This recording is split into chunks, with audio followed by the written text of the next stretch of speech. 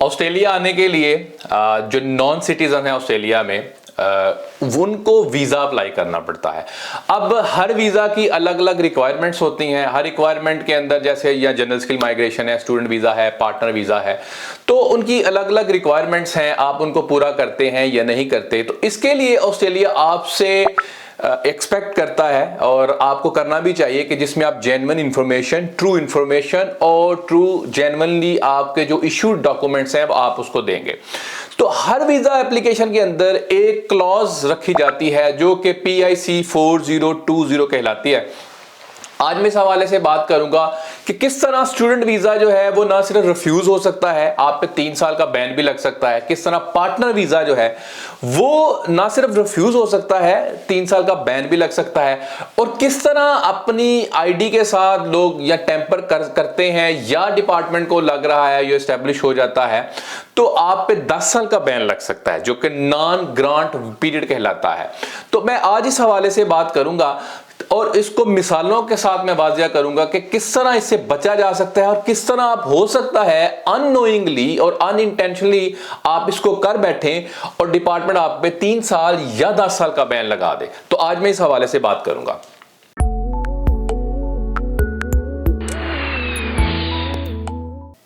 मेरा नाम नासिर नवाज है और मैं ऑस्ट्रेलिया में रजिस्टर्ड माइग्रेशन एजेंट हूं।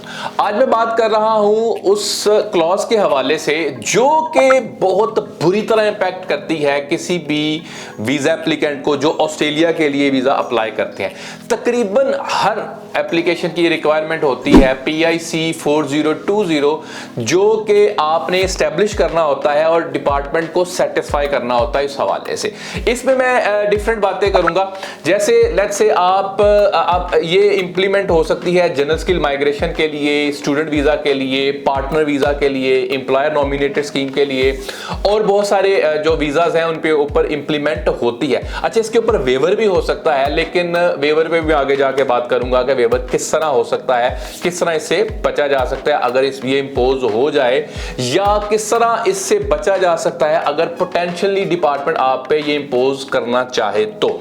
अच्छा, सबसे पहले मैं बात करूंगा इस पे जो PIC 4020 में ये कहते हैं कि बोगस डॉक्यूमेंट या मिसलीडिंग इंफॉर्मेशन। बोगस डॉक्यूमेंट होता क्या है? बोगस डॉक्यूमेंट ये होता है कि जो ओरिजिनली अथॉरिटी ने डॉक्यूमेंट इशू किया उसको टेम्पर किया गया। मिसाल के तौर पर 8 का आपने 1 बना दिया, 2 का 3 बना दिया, तो ये टेम्परिंग है। तो ये टेम्पर डॉक्यूमेंट जो है ये भी बोगस डॉक्यूमेंट की या टेम्पर डॉक्यूमेंट की जिम्मे में आएगा।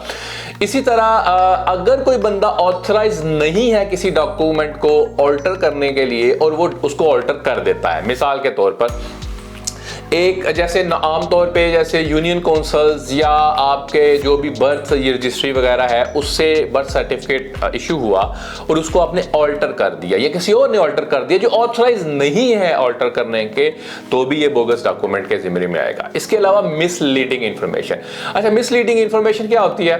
हो सकता है अनइंटेंशनली आप उसको दे रहे हो। मसलन बहुत दफा ऐसे होता है कि किसी का कोई वीजा रिफ्यूज हुआ पास्ट में 10 साल पहले, 15 साल पहले, तो आपने उसको डिक्लेयर नहीं किया, तो आपको तो ये लगा भूल गए या ये डिपार्टमेंट भी भूल जाएगा। तो भाई डिपार्टमेंट नहीं भूलता, सिस्टम्स होते हैं, ये कम्युनिकेट करते हैं दूसरे जो ममालिक हैं उनके साथ। और इवन के जब आपकी एप्लीकेशन चल भी रही होती है तो उन दूसरे ममालिक के साथ भी ये कम्युनिकेट कर सकते हैं कि ये एप्लीकेंट है, तो इसके हवाले से ट्रू इन्फॉर्मेशन क्या है उसको वेरीफाई कर सकते हैं। तो उसको आपने कभी भी मिसलीडिंग इन्फॉर्मेशन। अच्छा, मिसलीडिंग इन्फॉर्मेशन एक और होती है। मिसाल के तौर पर एक क्वेश्चन आता है बहुत सारी एप्लीकेशंस के अंदर ऑफेंसेस के हवाले से या क्रिमिनल रिकॉर्ड के हवाले से कि भाई इस तरह क्रिमिनल रिकॉर्ड हो सकता है आपको वो याद ना हो, या हो सकता है कि एक बंदा है उसकी अब उम्र है 40 साल या 30 साल, तो वो कहीं टीन एज के अंदर जाके कोई छोटा मोटा ऑफेंस किया हो तो हो जाता है समटाइम। मिसाल के तौर पर या आप सब कॉन्टिनेंट की बात करें तो ऐसे ही किसी को FIR में डाल दिया, तो आपको डिक्लेयर करनी है सारी चीजें, अपफ्रंट डिक्लेयर करनी है। ये भी एक मिसलीडिंग इंफॉर्मेशन है कि आप अपने बारे में छुपा रहे हैं, तो इस पे पोटेंशियली जो है 3 साल का बैन लग सकता है। अच्छा, इसके अलावा बोगस डॉक्यूमेंट के अलावा जो है जो मटेरियल पर्टिकुलर्स की मैं अभी बात करूंगा कि 3 साल का जो बैन है ये नॉन ग्रांट पीरियड होता है। इसके दौरान हो सकता है आप एप्लीकेशन तो सबमिट कर सकें, लेकिन आपको ये नॉन ग्रांट पीरियड होता है, यानी कि जो ऑस्ट्रेलिया है या डिपार्टमेंट ऑफ होम अफेयर्स है आपको वीजा ग्रांट नहीं कर सकते, नहीं करेंगे जब तक इसके ऊपर आप वेवर डालें। अब वेवर जो है वो किन सूरत में हो सकता है? वेवर होता है कि अगर कंपेलिंग या कंपैशनेट रीजंस की वजह से ये ऑस्ट्रेलियन सिटीजन को या किसी को इसको इम्पैक्ट कर रहा हो तो डिपार्टमेंट इसके ऊपर बिल्कुल कर सकता है रिकंसीडर, और कंसीडर करके इसको वेव भी कर सकता है। ये बड़ा बारीक लॉ पॉइंट है, ये केस टू केस वेरी करता है। ये जस्ट जनरल इंफॉर्मेशन मैं दे रहा हूं कि इसको वेव भी किया जा सकता है। इसके अलावा कुछ मिसालें हैं जो कि PIC 4020 के हवाले से हो सकती हैं, जैसे गिविंग इनएक्यूरेट स्टेटमेंट और इंफॉर्मेशन इन अ डिक्लेरेशन। मिसाल के तौर पर आपने कोई डिक्लेरेशन दी है, जैसे पार्टनर वीजा के अंदर होती है। पार्टनर वीजा में डिक्लेरेशन क्या होती है? आपकी स्टेटमेंट आपकी डिक्लेरेशन होती है, या फॉर्म 888 होते हैं, वो किसी की तरफ से डिक्लेरेशन होती है। अच्छा, एक बात ये भी जहन में रखें कि आपने जो इंफॉर्मेशन प्रोवाइड की तो ये आपकी जिम्मेदारी है कि आपकी इंफॉर्मेशन एक्यूरेट हो। किसी ने आपको कोई डॉक्यूमेंट दिया, वो डॉक्यूमेंट आपने सबमिट करवा दिया। अब वो डॉक्यूमेंट जब आपने सबमिट करवा दिया तो इसका ये मतलब है कि आपने वो डॉक्यूमेंट सबमिट करवाया तो वो आपको ही इंपैक्ट करेगा कि ये आपकी एप्लीकेशन है। इसके अलावा एक और चीज कि अगर आपने दो चीजें बहुत बारीक हैं और भी, कि अगर आपने एक डॉक्यूमेंट सबमिट करवाया जो कि बोगस था, फोर्ज था, ऑल्टर्ड था, उसको आप विड्रॉ नहीं कर सकते। लेकिन अगर लेट्स से आपकी कोई इंफॉर्मेशन है जो कि आपने किसी सवाल के जवाब में आपने कोई ऐसा जवाब दे दिया कि जो कि ट्रू नहीं था, आपको पता नहीं था, इनोसेंट मिस्टेक हो सकती है, तो उसको करेक्ट करने के लिए तो आपके पास बिल्कुल आप कर सकते हैं उसको करेक्ट, आपके पास चांस होता है उसका। लेकिन अगर आपने डॉक्यूमेंट सबमिट करवा दिया तो उसको आप विड्रॉ नहीं कर सकते। जैसे आपने एक डॉक्यूमेंट सबमिट करवाया, मैंने बहुत सारे ऐसे केसेस देखे हैं कि एक डॉक्यूमेंट सबमिट हुआ, उन्होंने कहा भाई डॉक्यूमेंट ये तो गलत था डॉक्यूमेंट, तो वो डॉक्यूमेंट सबमिट हो गया। अच्छा, अब आप डिपार्टमेंट को ये नहीं कह सकते कि ये मेरा डॉक्यूमेंट वापस कर दें और ये वाला डॉक्यूमेंट जो है ना वो वाला रख लें आप, तो डिपार्टमेंट उसको भी कंसीडर करेगा। डॉक्यूमेंट्स के हवाले से बात करूंगा। लेकिन अगर आप कोई सवाल का जवाब ऐसा दे देते हैं जो आपको बाद में ख्याल आता है, अच्छा मैं ये तो सवाल का जवाब गलत था जो कि आपने इंटेंशनली नहीं किया।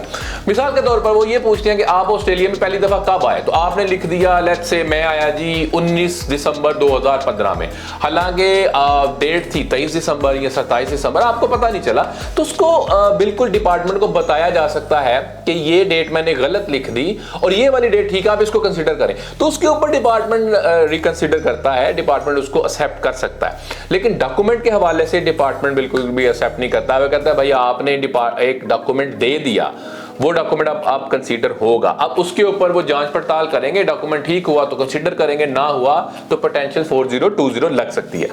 इसके अलावा ओमिटिंग रेलेवेंट इंफॉर्मेशन। अच्छा, डॉक्यूमेंट को ऑल्टर करना भी एक बात है और कंसील करना उसमें से इंफॉर्मेशन वो भी एक दूसरी बात है। मिसाल के तौर पर एक डॉक्यूमेंट लिखा हुआ है तो उसमें कुछ डेट्स हैं, उसको डेट है, नाम है, कोई इंफॉर्मेशन है, उसको आपने सिर्फ अरेज कर दिया, आपने ओमिट कर दिया, उसमें से खत्म कर दिया। अब आपने ऐड तो कुछ नहीं किया, लेकिन उसकी ओमिशन भी जो है वो भी इस जिम्मे में आ सकती है, 4020 में पोटेंशियली इंपोज हो सकता है। इसके अलावा रिलेशनशिप जो है उसके बारे में झूठ बोलना। मिसाल के तौर पर लोग पार्टनर वीज़ा एप्लीकेशंस करते हैं तो रिलेशनशिप के बारे में झूठ बोलते हैं, नहीं जी हम पहली दफ़ा तब मिले, हमारी जो शादी तब हुई, या डिफैक्टो हमारा रिलेशन तब स्टार्ट हुआ, तो डेट्स आगे पीछे हो गई, लोकेशन आगे पीछे हो गई, या आप बहुत सारी ऐसी चीज़ें। तो आप रिलेशनशिप के बारे में झूठ बोलना, या जनरल सिविल माइग्रेशन के लिए आप कहना भाई मैं तो अभी सिंगल हूँ, मैं तो कमा रहा हूँ, तो मेरी तो शादी नहीं हुई,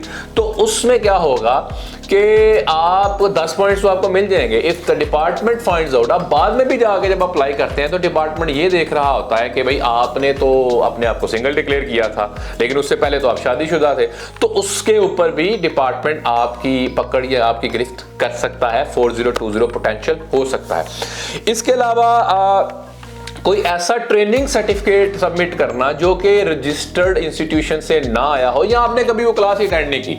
अब मैंने देखा है समटाइम्स कुछ हमारे पास केसेस आते हैं, स्टूडेंट्स ने क्या किया, जो ट्रेनिंग सर्टिफिकेट दे दिया मिसाल के तौर पे किसी डिप्लोमा का, और जो कि कभी वो कभी गए ही नहीं और सिर्फ वो एक सर्टिफिकेट था। डिपार्टमेंट ने ड्यू डिलीजेंस की तो पता चला कि ये तो 2 नंबर है, ये तो बिल्कुल ट्रू नहीं है, फोर्स डॉक्यूमेंट है या बोगस डॉक्यूमेंट है, तो उसके ऊपर भी 4020 लग सकती है। इसके अलावा providing misleading information about your work experience, employer की तरफ से आपने कहा जी मैं तो ये काम करता रहा हूं, लेकिन वो काम तो वो आप नहीं करते रहे, काम कोई और करते रहे आप, या आपने ये कहा कि भाई आप बेसिकली ये जो एम्प्लॉयर है इसके साथ आप काम करते रहे। जब आपने डॉक्यूमेंट्स देने आप स्टैब्लिश करने की कोशिश करते हैं तो वो बिल्कुल अनट्रू इंफॉर्मेशन थी, इसके ऊपर भी डिपार्टमेंट 4020 लगा सकता है। तो ये कुछ मिसालें हैं जो कि पार्टनर वीजा के हवाले से, एम्प्लॉयमेंट के हवाले से, स्टूडेंट वीजा के हवाले से, और भी मिसालें बहुत सारी हैं। इससे वो वीडियो बहुत लंबी हो जाएगी, मैं कोशिश कर रहा हूं कि इसको थोड़ा कम से कम रख सकता हूं। ये बहुत लंबा टॉपिक है, ये जनरल इंफॉर्मेशन है, जनरल एग्जांपल्स हैं जो मैंने देने की कोशिश की है। आपके केस में, आपके सिनेरियो में डिफरेंट हो सकता है, इसलिए हमेशा एक्सपर्ट ओपिनियन लेने की कोशिश करें या to the best of your knowledge चीजों को ठीक करें। जिनकी समझ ना आए उसको बेशक ना करें, ओपिनियन ले लें। तो अगर आपको ये वीडियो पसंद आई है, आप कमेंट बॉक्स में जाके कमेंट कर सकते हैं। हमें सपोर्ट करने के लिए, हमारे चैनल को सपोर्ट करने के लिए इसको सब्सक्राइब करें। Thank you.